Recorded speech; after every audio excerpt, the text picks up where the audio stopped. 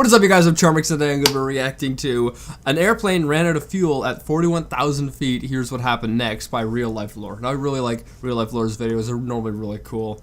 And yeah, I assume if an airplane runs out of fuel at 41,000 feet, one, airplanes can glide, and if you're that high, you can probably glide for pretty far. So I don't know what happened, but I'm going to assume what happened is that they flew to the nearest airport and landed.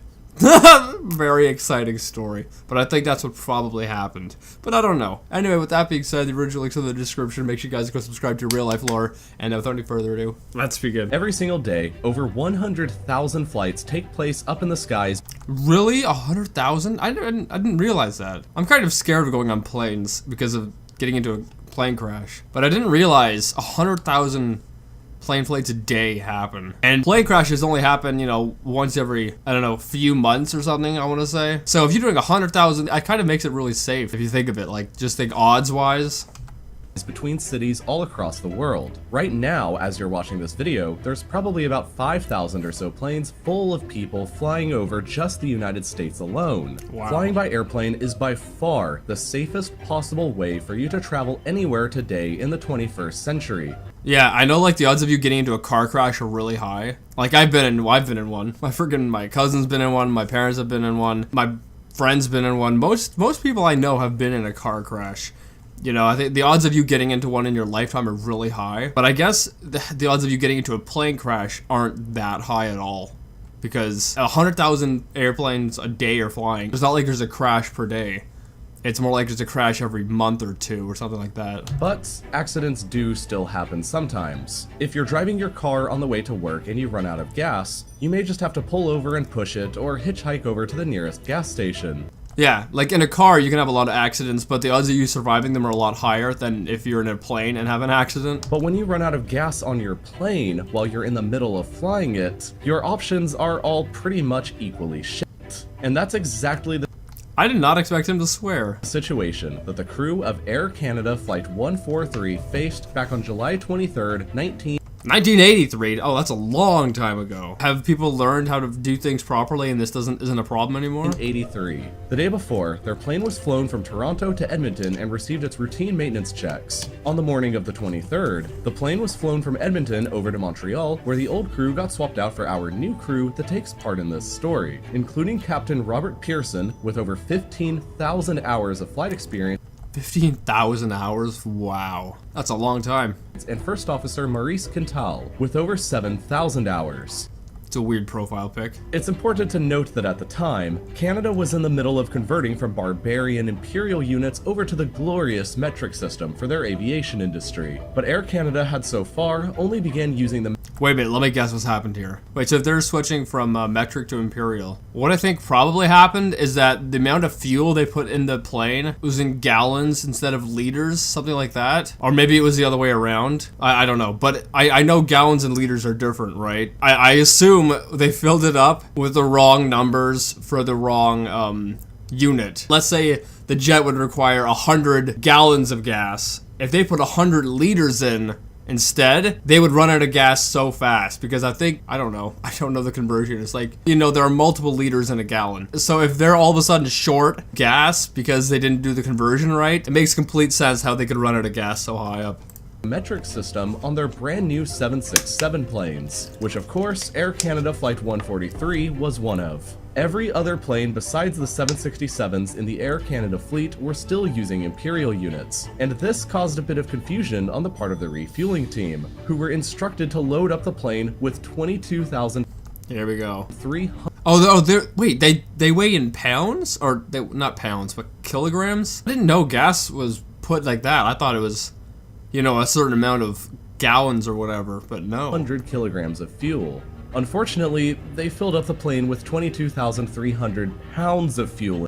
Oh boy, that's bad, that's bad. The conversion rate from pounds to kilograms is 2.2, I believe. So for every 2.2 pounds, you have 1 kilogram. So they filled up the plane with around half as much fuel as needed. instead, which was only about half of the fuel that they needed to reach that's Edmonton. horrible. The flight crew approved of the fuel without noticing the error, took off, and didn't even think about it until they were It makes sense. Like, it's such a simple little error. I'm surprised this didn't happen more often. 41,000 feet high up in the air, and an alarm went off signaling that their left engine had quit working. But do they not have fuel gauges on airplanes? Like, they couldn't see that, oh, the fuel looks like it's getting really low. We might have a problem here. Do they not notice that? They were only about halfway through their trip to Edmonton, and with only one engine working, they Yeah, because they only have half the amount of gas. decided to divert to nearby Winnipeg for an emergency landing. Unfortunately for them though, quickly after the left engine went out, the right engine followed suit and died as well. This was of course because their plane had run out of fuel 41,000 feet high up in the sky, and with the loss of power, Oh, that's terrifying. loss in electricity for the entire plane, which shut off most of the instrument panels. Okay, did they crash or did they survive? Like, you're 41,000 feet up. You can glide for a while, but like, how far are they away from their target? Inside of the pilot's cockpit. Captain Pearson and First Officer Quintal were now responsible for somehow getting all 61 of their passengers and crew on board to safety without any fuel and with only very basic instruments. And they knew that they didn't have much time. The first thing they did was to frantically search through their onboard emergency checklist for the section about flying a plane with both engines out, but they quickly discovered that that section just didn't exist. It didn't exist. Oh, that sucks so much. This situation had never been covered before in their flight simulator training, and Air Canada You think that that would have been covered though? Like flying with both engines out? Like you'd think that would be a situation they would at least discuss. corporate had just assumed that an incident like this would never happen, so nobody was really prepared for it. Luckily, No kidding. on board, Captain Pearson also just happened to be an experienced glider pilot, and decided Well, 15,000 hours of flying, that's a lot of experience. to do the only logical thing, glide the plane down to a super serious emergency landing somewhere. Unfortunately for everybody Wait, so they aren't even gonna go land at an airport? They're just gonna do an emergency on landing? board, neither of the pilots had access to a vertical speed indicator, which indicates the rate at which the aircraft is descending. This meant that the pilots didn't know with certainty how long they could continue gliding for before the plane inevitably smashed into the ground. They don't have that, like, instrument? Why don't they have that?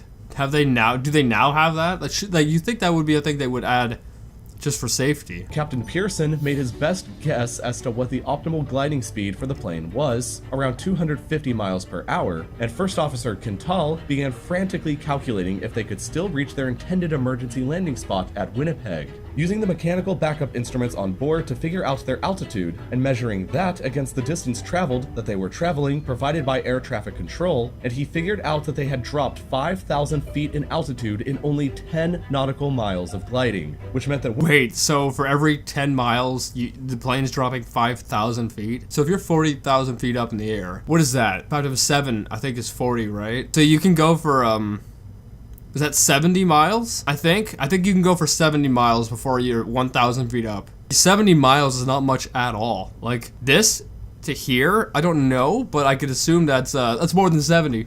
Winnipeg was too far away. Thinking quickly, Quintal suggested that they land at an old decommissioned Royal Canadian Air Force base at Gimli where he used to serve as a pilot. Captain Pearson and Air Traffic Control all agreed on the plan, but unknown to all of them, the former Air Force base had since been converted into a racetrack, and Well, it looks like the racetrack's going to be getting some surprise at the visitors. time of their crisis, a race was in the middle of being hosted there, and part of the Please tell me we have footage of this happening with the airplane landing. I mean, this was back in the 80s, so we might not. Cameras didn't exist back then, or cell phone cameras. But I really hope we have footage of it. decommissioned runway was being used as a drag strip. As they were getting close to the old runway that's now a drag strip, they used a gravity drop to force the landing gear down without using any power. It became apparent that they were coming in too high and too fast, but they decided that they had no other choice and they surged ahead anyway. YOLO, I guess, right? There were a few things that made their landing extremely difficult though. Friggin' cars on the racetrack, I would assume, is gonna be one of them. First, without any engines working, their plane was making almost no noise, and so people on the ground at the racetrack had no warning of their sudden landing. Second, their nose wheel had failed to lock into place during the gravity drop. Oh no, so it's gonna hit the ground and just slam. Third, the plane had automatically deployed a wind turbine on the side of the plane to provide power for the hydraulic steering system since the main engines were dead. As long as wind was blowing and causing the turbine blades to spin, they had good ability to steer. But as they slowed down on their approach, the blades would spin less. My goodness. I hope, this kind of situation taught plane builders or whatever, it taught them how to do things better so that this is not likely to happen nowadays. Blades on the turbine span slower, which generated less power, which caused the plane to be increasingly more difficult to steer and control the slower that they went. But two almost miraculous other things happened that saved them from disaster. First was the nose wheel actually failing to lock into position. As soon as Wait, that failing saved them? the wheels of the plane touched down on the runway, Captain Pearson braked really hard and the nose wheel collapsed and was forced back up into its well. That caused the nose of the aircraft to smash into the ground, bounce back up, and then finally scrape across the ground. Yeah, that's what would happen. What, did doing this make it so that they stopped sooner? So that they didn't go off of the racetrack or whatever? Maybe that's what happened. The added friction of this helped to slow the airplane down even more and kept it from veering off into the crowd surrounding the plane on either side. Oh, that's right, there's a crowd there watching. Yeah, that could have ended really badly. Pearson also applied an extra right brake, which caused the main landing gear to straddle a guardrail that had been placed in the center of the runway, which created even more extra drag. Finally, Air Canada Flight 143 safely I wish we had footage of this happening. Came to a complete stop on the ground 17 minutes after they first lost their fuel and had their engines shut down. Nobody on board the plane or on the ground was seriously injured, and following an internal investigation... What about mentally injured? I'm pretty sure that would scar a lot of people. All those people on this flight probably were like, yeah, I'm not flying again. I don't blame Air them. Canada, Captain Pearson was demoted for 6 months, and First Officer Quintal was suspended for 2 weeks for allowing the whole thing to happen in the first place. However, they did successfully appeal their... They were demoted? They were punished? Oh my goodness. Like, was it really their fault? The people putting in the gas in the first place were the ones who are responsible.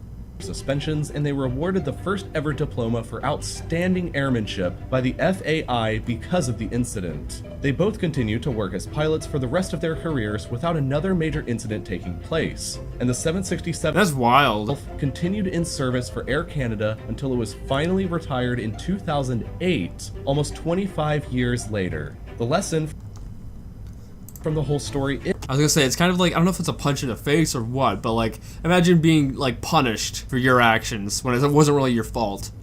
And then like, then you're given an award like right after. It's like, well, what the frig? The award doesn't feel sincere at that point as you were initially punishing me. I don't know, it doesn't make sense. Also, like, did they not have like a fuel gauge or something? That has to be a thing on airplanes. You should be able to tell how much fuel the airplane has left, right? When they were flying, did they not look at the fuel and be like, oh, why is it so low when we're not even halfway there? Like, they should have seen this coming beforehand, and they could have probably fixed this whole thing, before it and actually landed at an airport. So it's weird. Do they not have like a fuel gauge? I'm confused. Is that bad math can kill you, but good math afterwards can still save you. Basically, big brain time. If everybody just knew how to use conversions and math properly beforehand, this entire thing would never have happened in the first place. Anyway, I hope you guys like this video. Oh my goodness. I can easily see how this happened, and I can't, like, I'm surprised it didn't happen more often. Like, if they were changing from, the units, it's such an easy and simple mistake. But, yeah. Anyway, I hope you guys like this video. If you did, make sure you give it a thumbs up if you're new, and subscribe to the family. I've really enjoyed this. I think I'd rate this life lore video out of a 10. I don't know. Maybe like a 6.2. It was pretty good. But, yeah, with that being said, see you guys next time. Boop.